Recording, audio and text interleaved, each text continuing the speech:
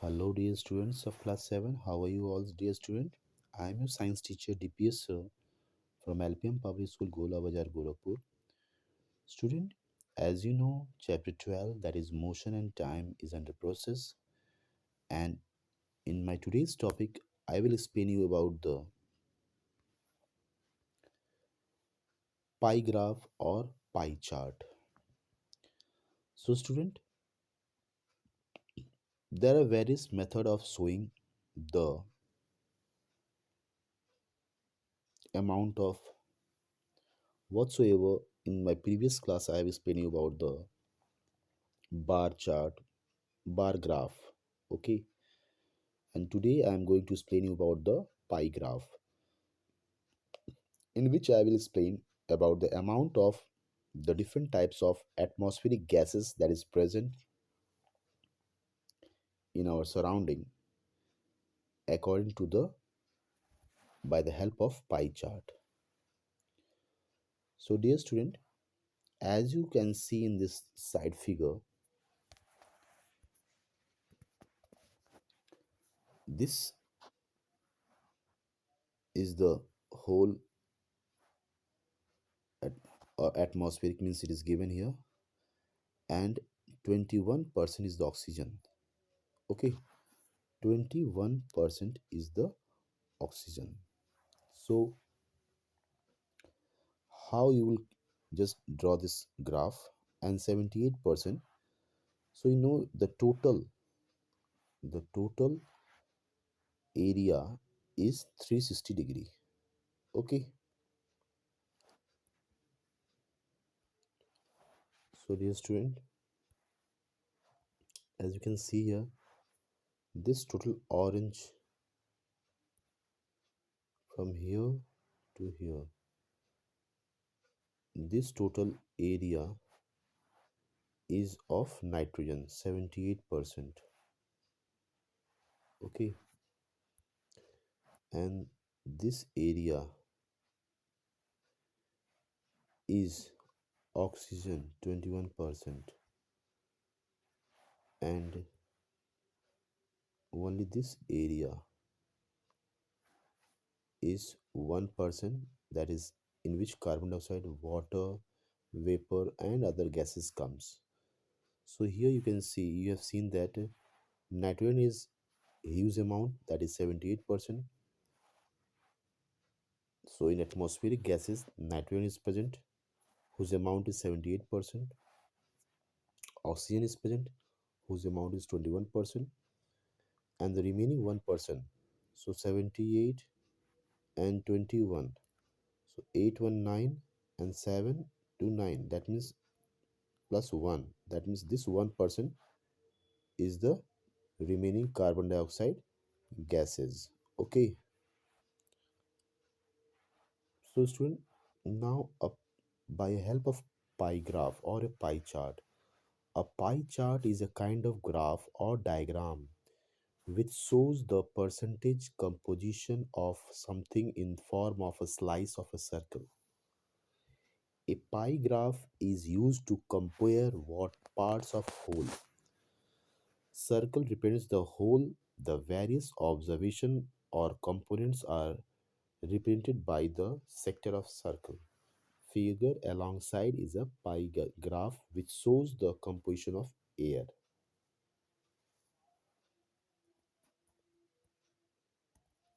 Okay, dear student. So as I have told you, this figure is just built for showing the percentage of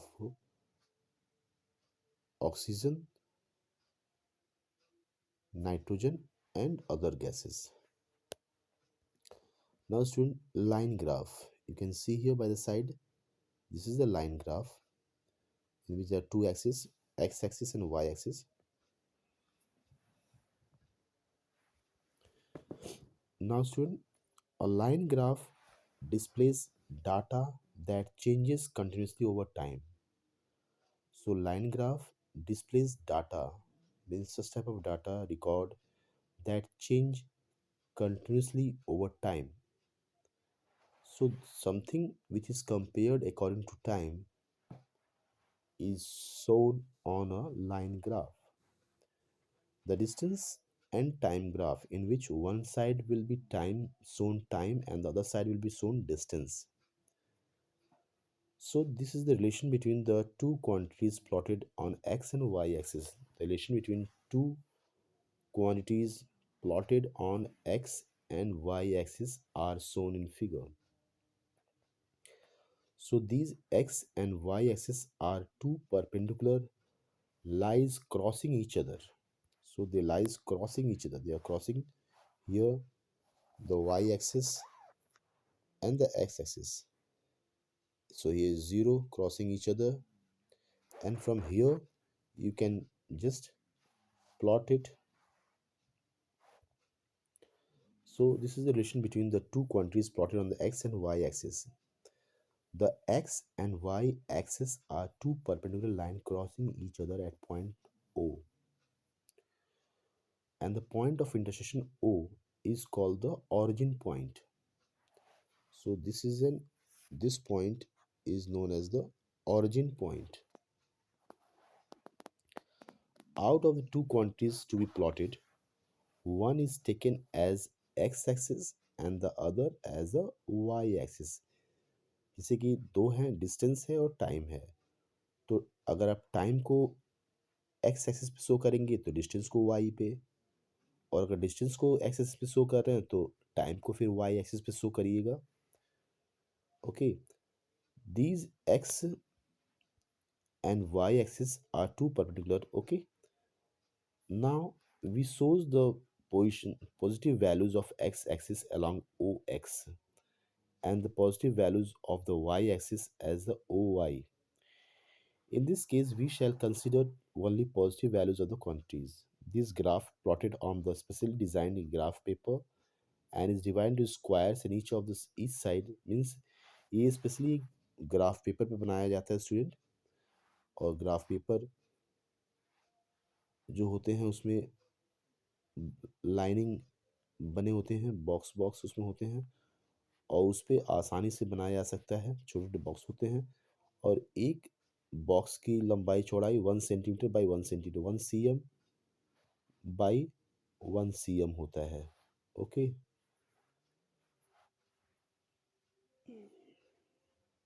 so each 1 centimeter size further subdivided to millimeter. Now,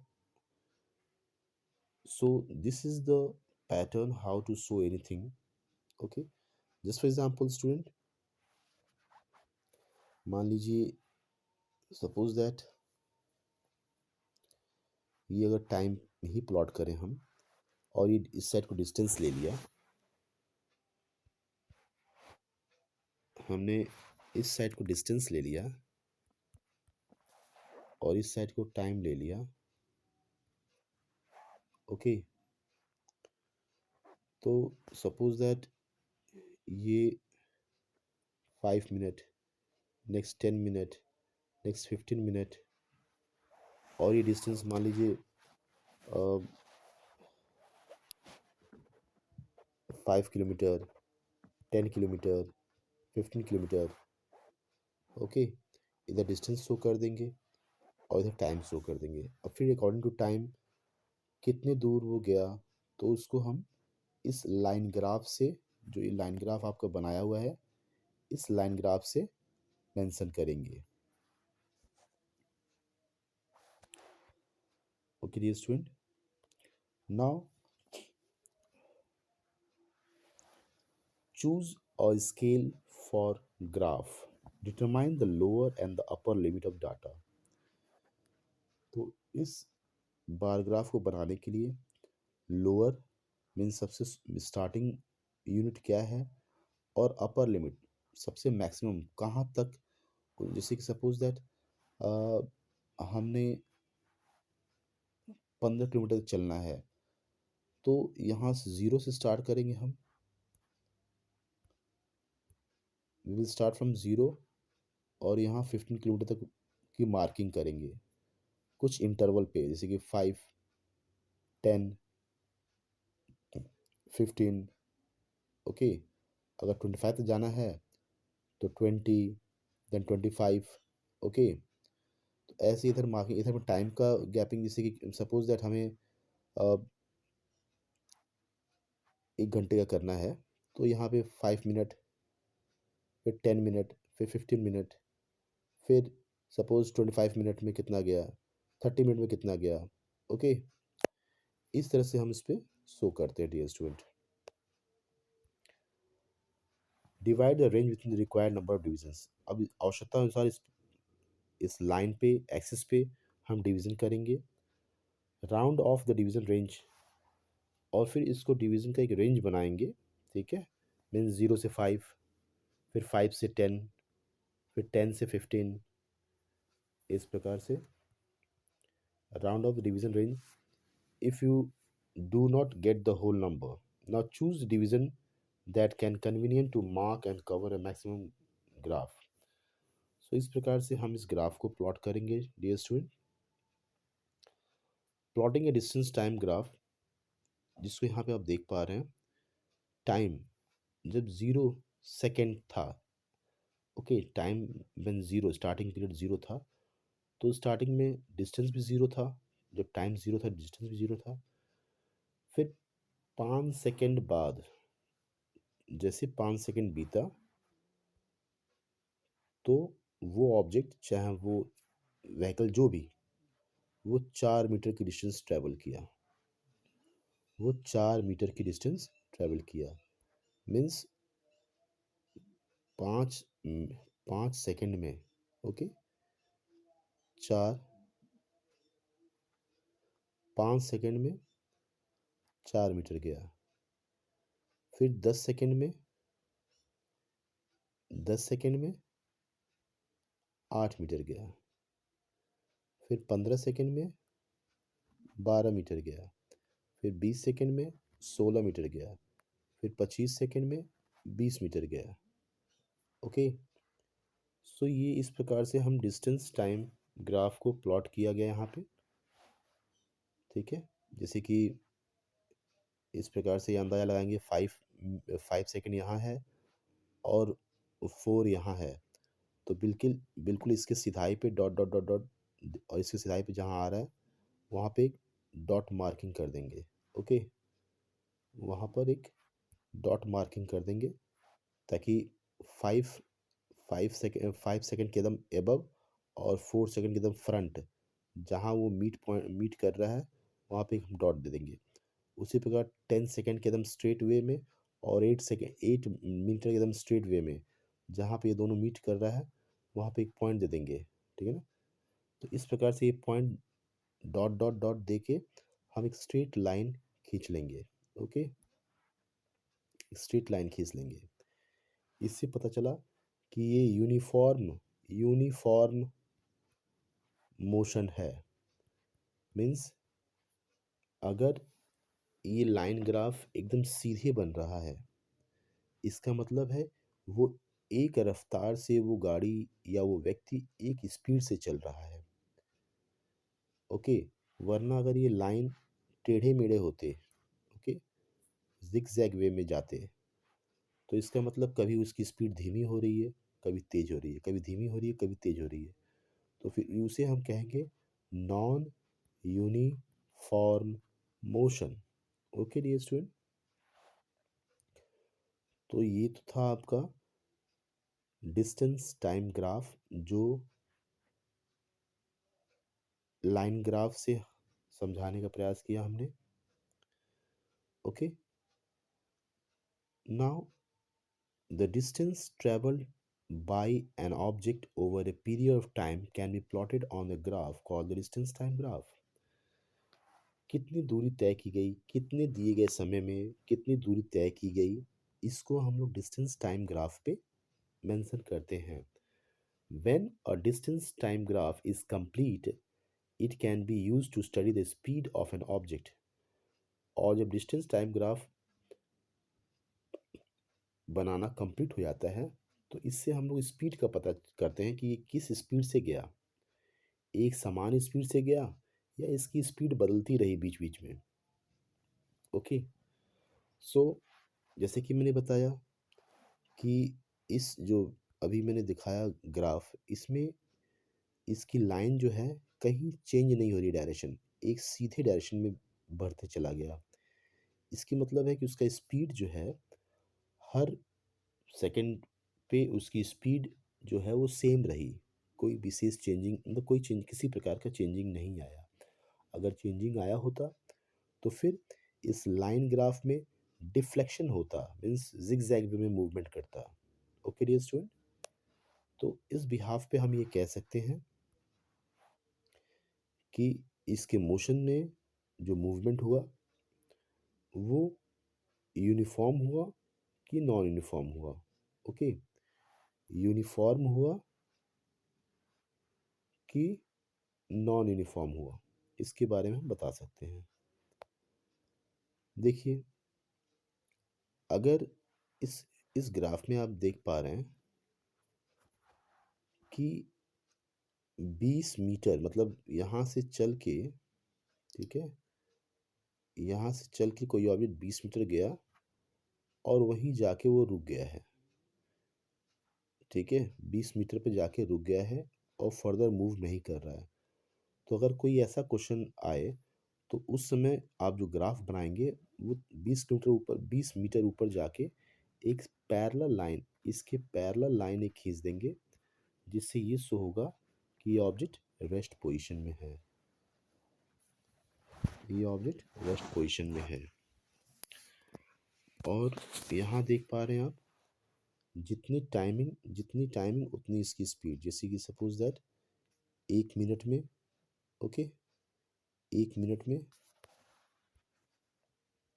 ये 1 minute देख पा रहे हैं यहाँ पे, 1 minute में 10 metre गया, तो इसका जो मिलाएंगे वो इस पे आएगा। फिर 2 मिनट में 20 मीटर गया, तो अब इस जो डॉट डॉट जो बने दो जगह, यहाँ और यहाँ, उसको एक लाइन से मिलाएंगे तो ये पहले स्ट्रेट लाइन बन रहा है एकदम। तो ये हो गया कांस्टेंट कांस्टेंट स्पीड, मतलब ये एक रफ्तार से जा रहा है ऑब्जेक्ट। ओके, अच्छा, यहाँ पे आप देख पा रहे हैं दो प्रकार के लाइन शो हो रहा है, एक नीचे बेंट होके जा रहा है, एक ऊपर, यानी ये ऑब्जेक्ट जो होगा इसकी लोअर स्पीड है और इसकी हायर स्पीड है। ओके, पर दोनों की भले स्पीड अलग है, पर ये चूंकि लाइन स्ट्रेट होने का मतलब ये शो हो रहा है कि इसकी स्पीड लोअर है, पर एक रफ्तार से, सपोज दैट ये अगर 20 किलोमीटर पर आवर की स्पीड से जा रहा है तो ये कांस्टेंट मतलब पूरी रास्ते भर एक ही स्पीड रखा है, तभी इसकी लाइन सीधे बन रही है। और ये अगर 40 किलोमीटर पर आवर जा रहा है तो ये 40 किलोमीटर पर आवर की स्पीड को मेंटेन किए हुए है, तभी इसकी लाइन एकदम स्ट्रेट है। मीन्स अगर ये लो जा रहा है तो लो ही मेंटेन करके है, और ये हाई जा रहा है तो हाई हाई ही मेंटेन करके है, कहीं इसकी स्पीड कम बेसी नहीं हो रही है। ओके, यहाँ पे आपको डिफ्लेक्शन नज़र आ रहा है, इसका मतलब है पहले स्टार्टिंग पीरियड में इसकी स्पीड धीमी थी, फिर बाद में एकाएक इसकी स्पीड बढ़ गई। ओके, इसमें यही शो हो रहा है जी स्टूडेंट। सो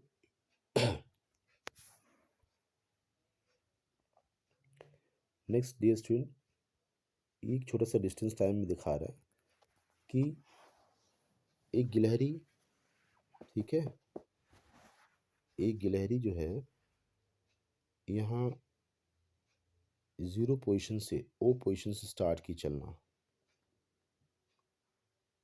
बी तक गई, उसके बाद यहाँ पे जाने के बाद कुछ देर तक रुकी रही, ठीक है ना। तो सपोज यहाँ तक पहुँचने में, सपोज 6 मीटर पहुँचने में उसने 3 सेकेंड लिया। ओके, 3 सेकेंड लिया, 3 सेकेंड लिया,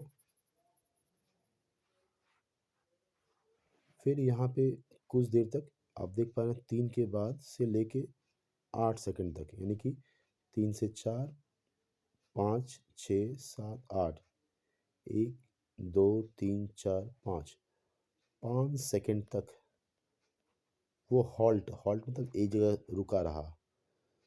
तो जब रुका रहेगा तो उसका लाइन ग्राफ कैसे बनाएंगे, एकदम स्ट्रेट पैरेलल बनाएंगे, टाइम ग्राफ के पैरेलल बनाएंगे, यानी 5 सेकंड तक वो रुका रहा। फिर 5 सेकंड बाद फिर अगला 3 सेकंड अगला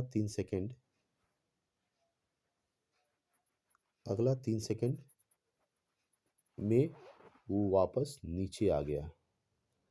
अगला 3 सेकंड में वो वापस नीचे आ गया। ओके।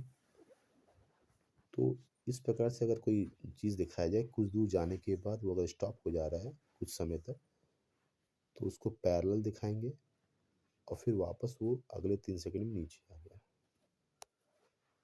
तो इस प्रकार से डियर स्टूडेंट, आपको मैंने शो किया कि कैसे आप मेंटेन करेंगे। ओके। कैसे आप ग्राफ को बना के दिखाएंगे डियर स्टूडेंट, जिसमें आपको मैंने ये बताया यूनिफॉर्म स्पीड क्या होता है, नॉन यूनिफॉर्म स्पीड क्या होता है। यहाँ पे आप देख पा रहे हैं पहले फिगर में रेस्ट पोजीशन में है, कुछ दूर जाके ये कांस्टेंट स्पीड है, ये लोअर स्पीड मेंटेन किए हुए हैं, ये हायर स्पीड मेंटेन के जा रहे हैं। इसमें डिफ्लेक्शन है, इसका मतलब है स्टार्टिंग पीरियड में ये इसकी स्पीड धीमी थी, बाद में इसकी स्पीड तेज हो गई। ओके डियर स्टूडेंट, तो इस प्रकार से मैंने आज आपको जो टॉपिक्स बताए वो ग्राफ को मेंटेन करने के लिए, इसमें डिस्टेंस टाइम ग्राफ के बारे में बताया। फिर मैंने बताया कि कैसे एग्जैक्ट टाइम के according to exact distance cover अगर कर रहा तो यूनिफॉर्म स्पीड में है। फिर मैंने पाई चार्ट के बारे में आपको बताया कि पाई चार्ट क्या होता है, जिसमें आपके एटमॉस्फेरिक लेवल्स को डिफरेंट परसेंटेज के अकॉर्डिंग टू पाई चार्ट पे शो किया गया है। Okay dear student, now dear student, meet you in the next lecture video. Till then student, thank you, have a nice day student.